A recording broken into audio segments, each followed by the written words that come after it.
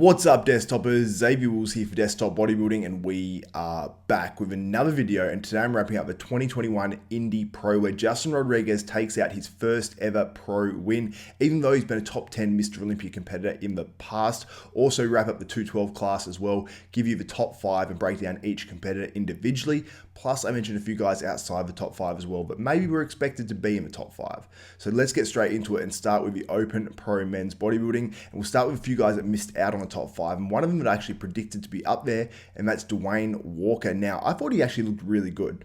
Now, his quads aren't up to where they need to be. I was hoping that after the past year or so, that he's able to actually bring those up a little bit more than he actually did. Maybe he's a little bit over dieted, but I thought actually once he got on stage, I thought, wow, his upper body looks huge. He looks nice and full, like he's very wide across his shoulders. But I think another issue that he has is that he's actually a shorter competitor as well. So when he actually gets into the lineup, he sort of doesn't look quite as good and not as imposing, and especially because there's a few tall guys in there as well. I think that sort of hurt him a little bit, but I still would have had him placing probably a little bit higher. Maybe I would have had him in that top 5, maybe not. But I thought overall Dwayne Walker brought a pretty good package to the stage. Another guy that missed out on the top 5, but really I was thinking that he's going to place like 4th, 5th worst after prejudging. That's Morgan Asti.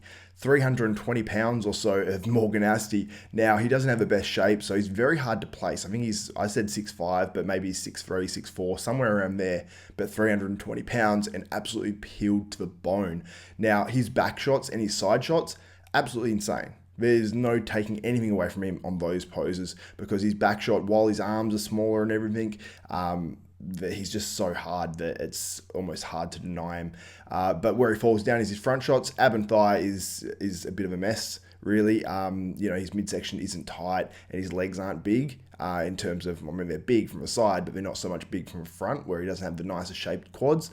And obviously that affects his front lat spread and his front double bicep as well, where he's, on the front double bicep, his arms aren't that big in terms of, just the way they look on stage and his whole physique and the whole flow and all that sort of stuff. So, but from those other shots, like I mentioned, he looks very impressive. So a very hard guy to place, and I thought that maybe he should have placed a little bit higher just based on, his conditioning and just how much mass he's carrying. But I sort of don't mind the decision as well, because we do want to see the more aesthetic guys, and he really does lack a lot in the aesthetics department, and I am more of a sort of, I favour the more aesthetic guys, so I can't complain that they've left him out of the top 5 there.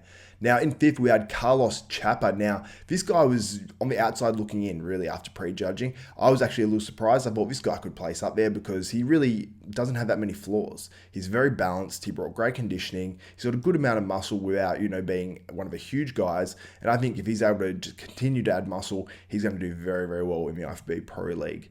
In 4th, we had Dorian Hayward. I thought he's actually going to be 3rd after prejudging. I think there's actually a top 3 call-out, which included him, Muhammad El Aman, and also Justin Rodriguez. So he actually got pushed back, and Blessing Awadu placed ahead of him. So with Dorian, I think that he just probably need to be a little bit more crisp, just a little bit. And I thought his actual posing improved as well, because he did used to pose like really sort of erratically and move a little bit too much and fidget a bit too much in his posing. It seems like there was less of that this time around. So I think he's definitely improved on his posing.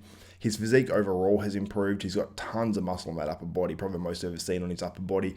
And overall pretty impressive, and obviously his best placing, I believe, to date. In 3rd place, as I mentioned, Blessing Awadu. Now, many may say this is a little bit of a gift, because Blessing, while he does have some very impressive poses, like sometimes I see him, hit certain poses, I'm like, wow, but most poses there is something missing. So on his side chest, which I think is an impressive pose for him, there's a little bit of hamstring missing.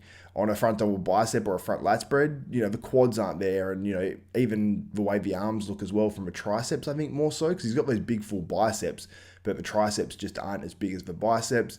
And yeah, he just needs to improve those few things. He's got, quite thick obliques, so when he hits an ab and thigh, it doesn't flow that well, because obviously the abs, his waist looks wider on that, plus his legs aren't, he doesn't have enough sweep on there to really make the pose flow that well. Now, can he make these improvements? I think he can. And did he bring good conditioning? He definitely did. He had a nice polish on stage in terms of like his color and everything. He does need to work on his posing a little bit, but it was better at finals, so I've got to give him credit for that. Whatever he did between prejudging and finals with his posing was a lot better, because at prejudging, he was shaking a lot, and I think maybe that was a bit of nerves. So I think he probably did move up after prejudging. I reckon at prejudging he's probably 4th, and he did move up at finals. In second, Mohamed El Aman, I think he was a clear second. I thought he looked really good. And now he doesn't have my favorite physique in terms of like shape or anything, but his legs are amazing. He's got just tons of muscle. And he's one of these guys that's standing by himself. Yeah, oh yeah, he's got a fair bit of muscle. He looks good. But when he stands next to other people, you realize sort of how big he is. So he carries a ton of muscle, and he's, potentially going to be a 2021 Mr. Olympia competitor if he can, either qualify in points. He obviously picks up, I think, 4 points at this show. Or he might even get a pro win at one of these future shows as well. Maybe Justin Rodriguez won't do the New York, but I believe Justin will, because he's a New York guy. Even though the show is going to be in Tampa, I believe Justin Rodriguez will probably go on and do that show and definitely be contending for another pro victory. And obviously, as I mentioned, in first, Justin Rodriguez brought a really good package here. Now, I don't know if this was Justin's best ever. I think maybe he could even be a slight bit crisper, but he did surprise me. Some of those pre-contest photos 5, 6, 7, 8 weeks out, I was like, oh, he's running behind a little bit, but he really brought it in. He proved everyone sort of wrong that sort of doubted him in terms of his conditioning and what he's going to bring to the stage. So you got to say congrats to Justin Rodriguez, and it's a feel-good story because this guy has been close to winning a pro show last year. I'm glad he actually finally got that pro win, and he's punched his ticket early to the 2021 Mr. Olympia. And on Justin, his legs were better than Justin's in terms of from the front. But from the side, that's where he really caught up as well. And, he's just got some really impressive poses. And I thought that Justin, he won most of those poses. Maybe he lost 1 or 2 max, but he did definitely win most of the poses and did deserve that pro victory. Now, in the 212s, we'll mention a few guys that finished outside the top 5 that maybe were expected to be in there. Now, I predicted Samir Trudi would be 6th place. Some people said that no, he'll place higher. He wasn't in the best condition, and that's what kills Samir every time. Now, he gets those striations in the quads that maybe gives the illusion that he's in shape. Maybe, if I was him, I would see that and say, I'm in shape. But the rest of his physique has some sort of a film over it, whether it's water, whether he's dieting too hard and flattening out. I don't think that's probably it. But he just never seems to bring that razor-sharp conditioning. I don't know what it is that he needs to do to be able to bring that, because he has a phenomenal physique that could win a 212 Olympia, and he's placing outside the top 5 in shows like this. Now, when I say shows like this was a stacked 212 lineup, so it's no, disservice to place outside the top 5, but he has a physique that really should be, probably winning these sorts of shows.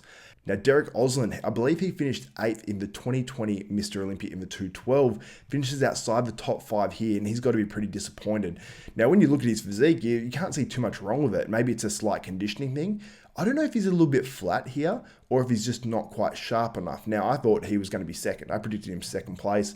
I had a feeling he's going to be, second, third, somewhere around there, but I wasn't expecting him to drop outside the top 5. He's got to be pretty disappointed, because he even said in his pre-contest interview, he said, I'm winning this show.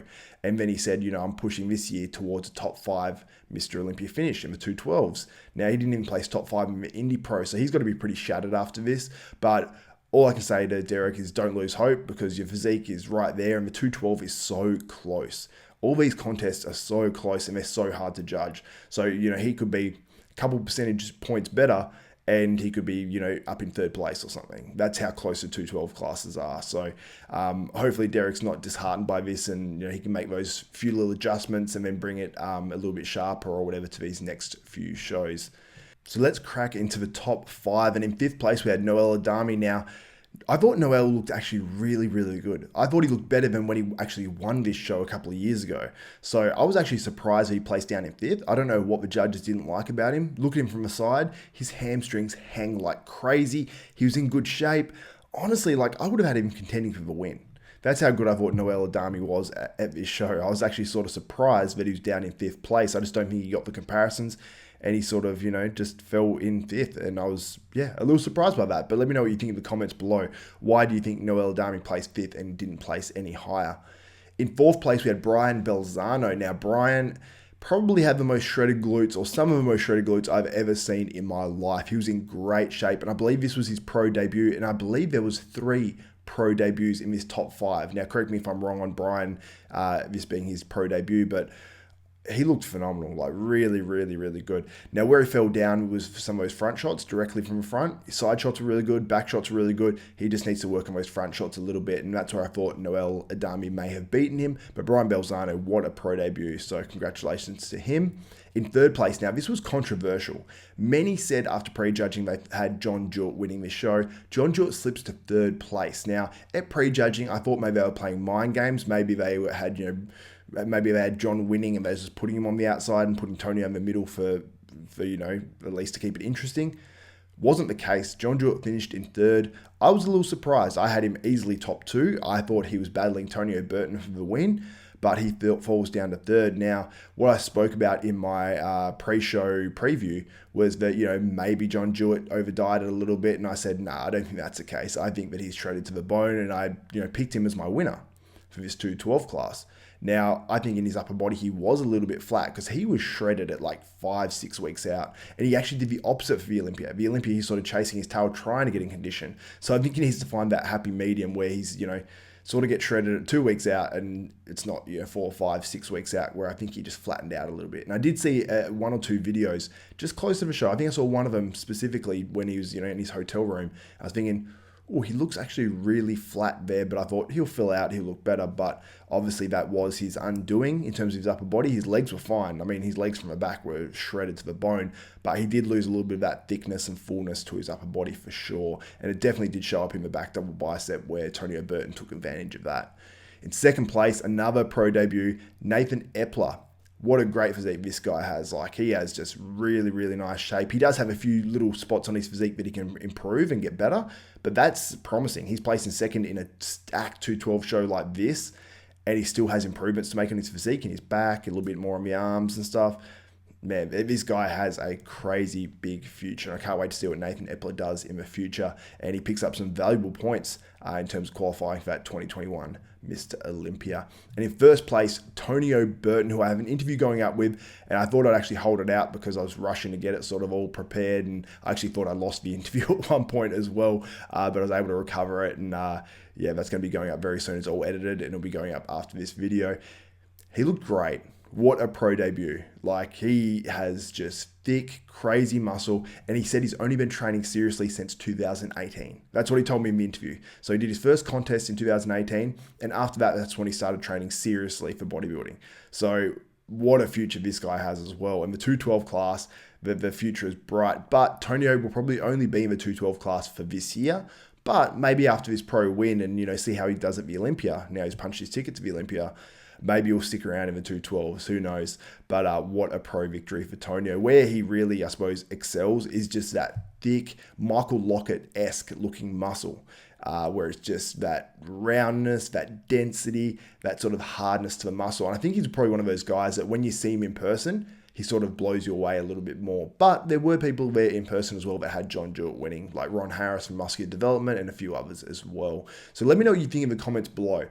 Did Tonio Burton deserve to win the 212 class? Did Jon Juet get ripped off? What did you think about the open class? Did Justin Rodriguez deserve it? Did Blessing Awodibu deserve third place? Or did you have someone else placing above him there? Let me know about all that in the comments below. It was a great show. The Indy Pro always looks like it's really high production value. I do know people that have actually competed there personally, and they've said they've absolutely loved the show.